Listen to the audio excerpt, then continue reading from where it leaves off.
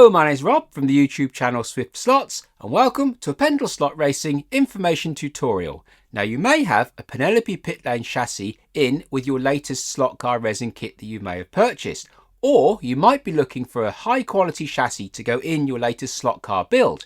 Either way, you might be appreciative of a little bit more information on the range of Penelope Pitlane chassis. So in this video, I'd like to give you an overview of the chassis that they offer, show you the tools needed to assemble a basic kit, and also build a basic kit here on this table for you to see. So let's start with the overview of the Penelope Pitlane range of chassis. A slimline chassis for a slim can motor.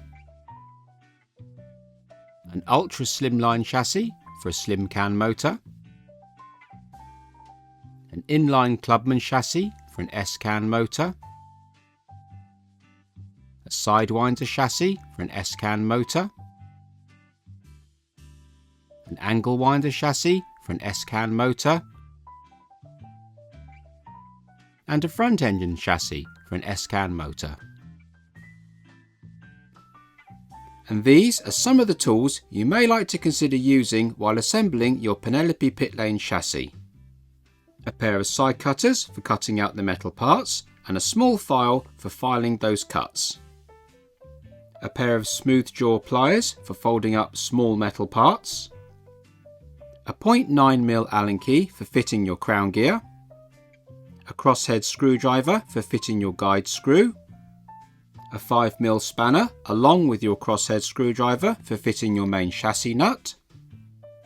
A pair of wire strippers for stripping your silicone wire. A sharp pair of small scissors for cutting your braid. And a 15 to 25 watt soldering iron for soldering your silicone wire. You may also like to consider a pair of these sheet metal folding pliers. More on these in a moment. Depending on the Penelope Pitlane chassis that you choose, there will be some very minor differences from kit to kit, but fundamentally this is how your basic full kit will arrive. Within your full kit you will get a full instruction sheet, and I'll show you that now. To read this instruction sheet more carefully, please slow the video down.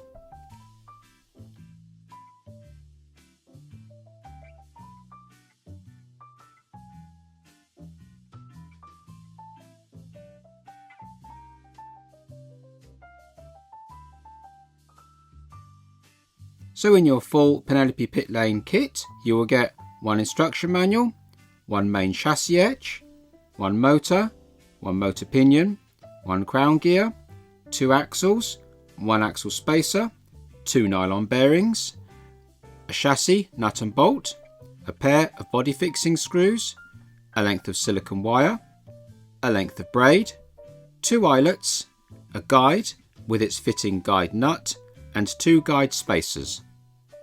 So the first step in assembling your chassis is to cut the main chassis from the sprue, and with that you simply take your side cutters and cut all the small connecting points on the main chassis edge.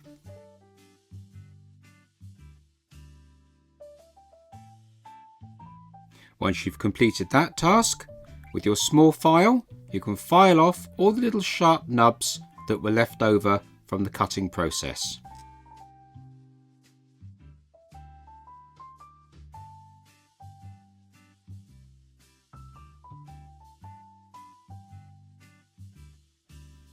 So the next stage of assembling your chassis is to fold up all the etched parts along all the fold lines, and you always fold the parts onto the fold line, never away.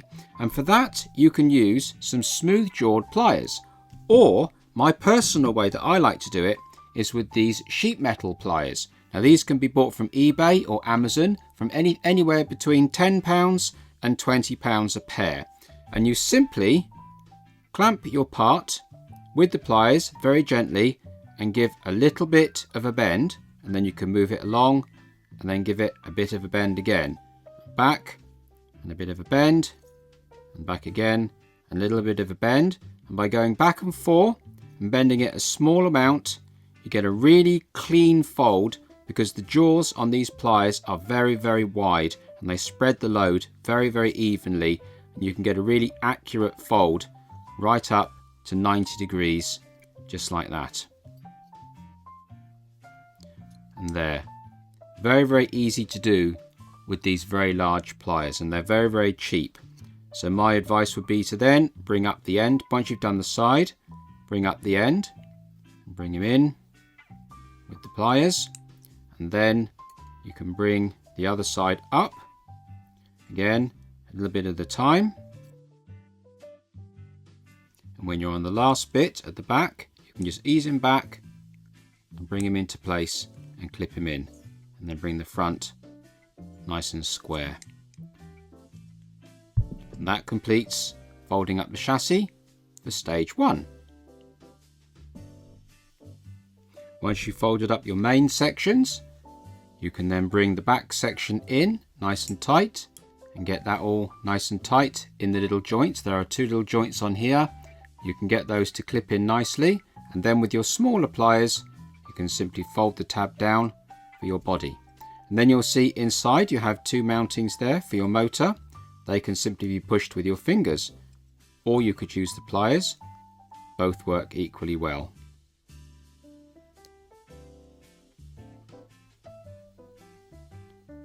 Like that. Next we have the front half of the chassis, and again with your pliers you can do one nice fold very simply with the metal folding pliers. Alternatively, you could just use your standard small smooth jaw pliers and do exactly the same job, but the large pliers do make it easy.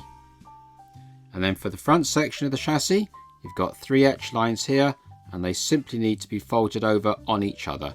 So it's just a simple case of folding everything around until they all join up, and they all want to hook around until they all engage into that little tab just there. Making sure that you keep everything square. Might be easier if you overbend the top so that when you bring the side in, it holds itself together. And then you end up with the front guide holder. The next stage is to fit the motor, and for that is a simple case of clipping the back end or drive end into the back of the chassis, and then pulling the front tab forwards a little bit to allow the motor to clip in just like that. The next step is to fit your bearings, and for that you simply clip them into the bearing holders like this.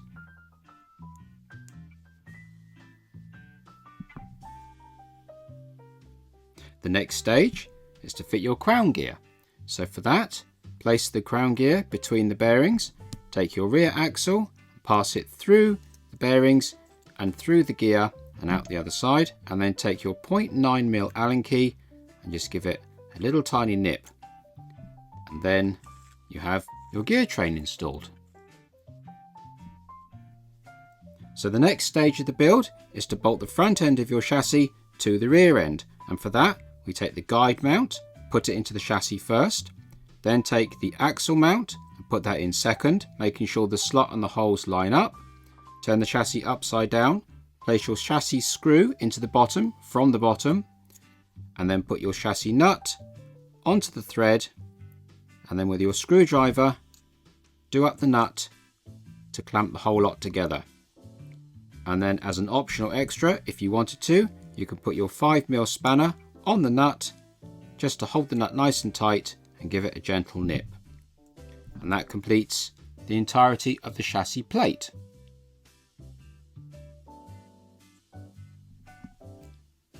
So the next step in your chassis build is to fit the front axle, and here we got some options. In your kit you will see that you've got a front axle tube. Now you can either fit the tube between the axle holders or chop it in half and use half and half on the outboard of the axle holder. It's entirely up to you, it depends on your chassis build, but for the purposes of this video I'm simply going to fit it between the axle holders just like so. So for the next stage of the build we need to fit the front guide, and for that we cut our silicone wire in half. We also cut the braid in half as well. Then simply fit the braid into your guide holder from the top,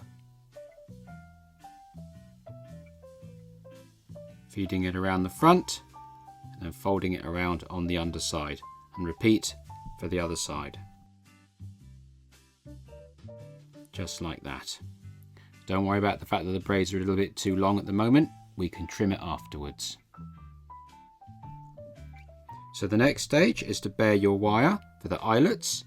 We simply put them in your wire strippers, strip off the excess material, approximately 10mm. Then you can give it a light twist, put your ferrule on, bend the wire over, and that is one ferrule fitted. And repeat for the other side.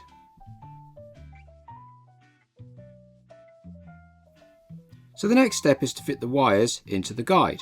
Now for that I like to use a toothpick just to get the hole started. I find it makes it much easier to get the ferrules in the braids.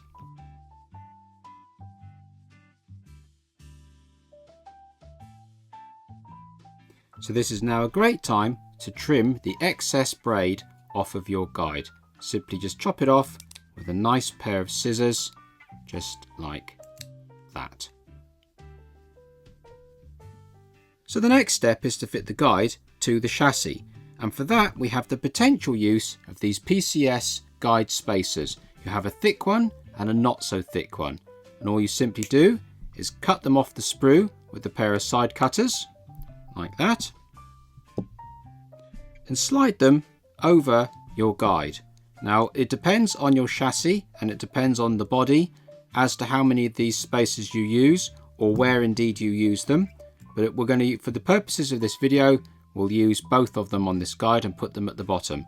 And once your guide is assembled in the guide holder, you can simply put the guide screw in the top and do it up with your crosshead screwdriver. Just like that.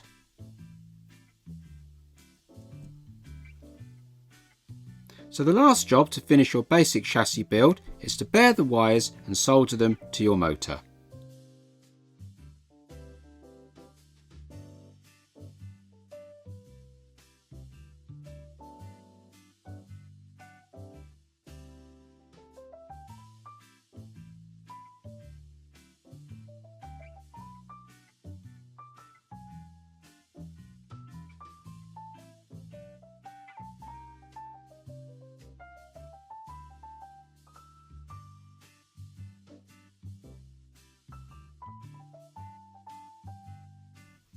And with the wires now soldered, that completes the basic build of the Penelope Pitlane nickel silver chassis. You'll also see that we have 2 body screws left over ready for the body fitment. So the only thing that's left now to do that's very specific to your own personal build is to adjust the length of the wheelbase via this screw here, and also adjust where you want your front guides to be, again by this screw on the bottom. So you'd set the guide where you want it to be, and then you can set your wheelbase where you want it to be. And once you're happy with those positions, you can nip up the nut and lock it all down. And then there are 2 tabs on the top of the chassis here. You simply grab the tabs with your smooth pliers and you can fold them over and lock the front of the chassis in place, just like that.